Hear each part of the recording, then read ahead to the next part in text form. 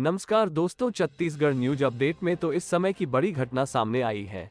Retired deputy collector की बहू ने दी जान। सुसाइड नोट में लिखा, दीदी मेरी बेटी का ध्यान रखना।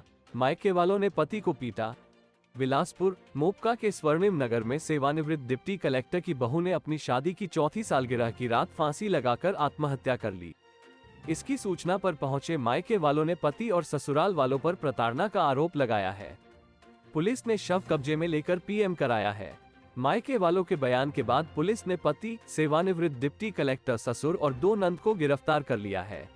जांजगीर चांपा जिले के पामगढ़ में रहने वाले शिक्षक राजकुमार जानगड़े ने अपनी बेटी युक्तिरानी की शादी तिफरा यदुनंदन नगर में रहने वाले रविकांत महिलांगे से की थी।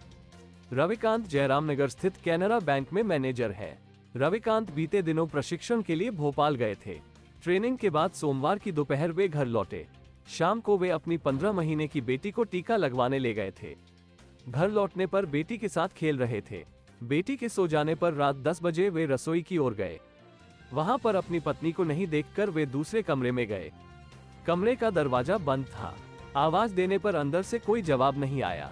इस पर उन्होंने खिड़की से अंदर देखा। कमरे में उनकी पत्नी युक्तिरानी का शव फांसी के फंदे पर झूल रहा था। घटना की सूचना पर मायके वाले भी देर रात ही मोपका पहुंच गए। देर रात पहुंचे युक्ति के भाइयों ने रविकांत की पिटाई कर दी। मौके पर पहुंची पुलिस ने विवाद को शांत कराया। इसके बाद पुलिस ने रविकांत के पिता retired deputy collector G R Mahilange, Ravikant और उसकी बहन को हिरासत में ले लिया। मायके वालों के बयान में सामने आया कि पति और ससुराल वाले युक्तिरानी को प्रताड़ित करते थे। महिला ने सुसाइड नोट में अपनी दीदी को संबोधित करते हुए 15 महीने की बेटी का ध्यान रखने कहा है। इसके साथ ही उसने अपनी माँ, पिता और भाइयों को अच्छे से रहने कहा है।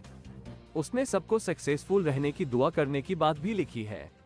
साथ ही अपनी बेटी को ये भी बताने के लिए कहा है कि उसकी मम्मा बहुत अच्छी थी। पुलिस ने सुसाइड नोट जब्त कर लिया है।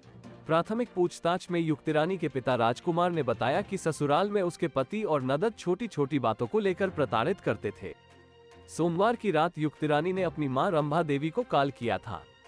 इस दौरान वो अपनी परेशानी बताते हुए और सहन नहीं होने की बात कही।